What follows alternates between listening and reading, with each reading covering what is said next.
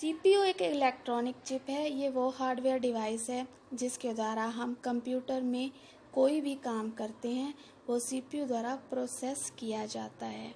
इसलिए सीपीयू को central processing unit का नाम दिया गया है। अक्सर सीपीयू को कंप्यूटर का ब्रेन कहते हैं। क्यों? क्योंकि सीपीयू में ही प्रोसेसर होता है जो कंप्यूटर से जुड़े दूसरे डिवाइसेस को कंट्रोल करता है। जैसे हमारे शरीर को बोलने, सुनने, चलने और खाने के लिए दिमाग से इंडिकेशंस मिलते हैं और हम उस काम को करने लगते हैं। बॉडी के हर एक पार्ट्स को कंट्रोल भी माइंड द्वारा ही किया जाता है। उसी तरह कंप्यूटर सिस्टम में भी किसी तरह का वर्क करने और कंप्यूटर सिस्टम को कंट्रोल करने का काम भी सीपीयू का ही होता है। ये कंप्यूटर के हार्डवेयर और सॉफ्टवेयर से मिली इंस्ट्रक्शंस को भी हैंडल करता है। इसलिए सीपीयू में प्रोसेसर होने की वजह से उसे कंप्यूटर का ब्रेन भी कहते हैं। सेकंड कंपोनेंट सीपीयू का दूसरा नाम प्रोसेसर है। Processor is the main part of computer. It understands the interpretation between software and hardware and process it and shows the output।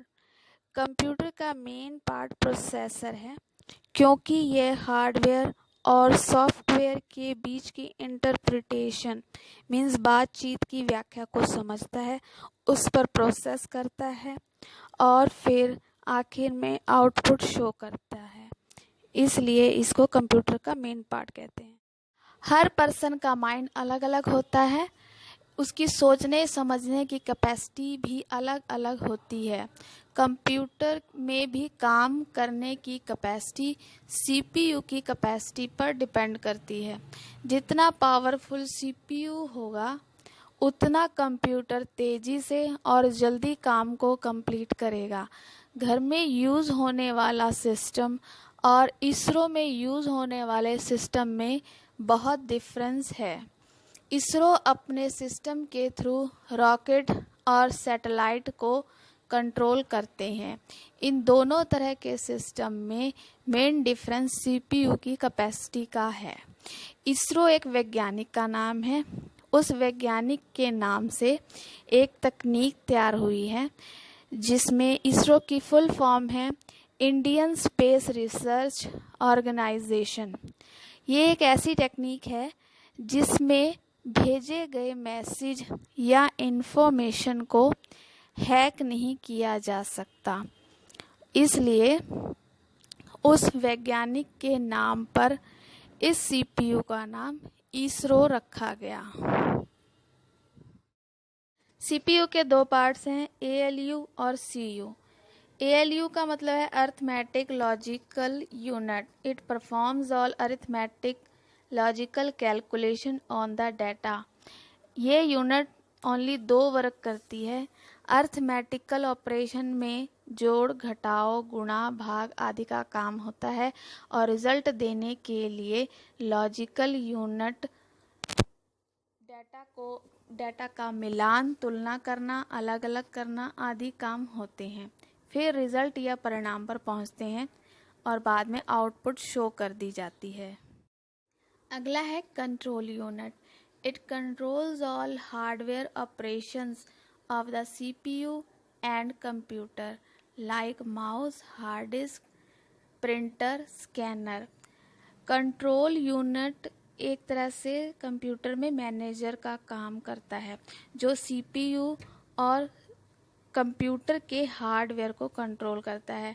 ये control unit logical unit input और output devices को ये बताता है कि किसी प्रोग्राम से प्राप्त इंस्ट्रक्शन का किस प्रकार पालन करना है।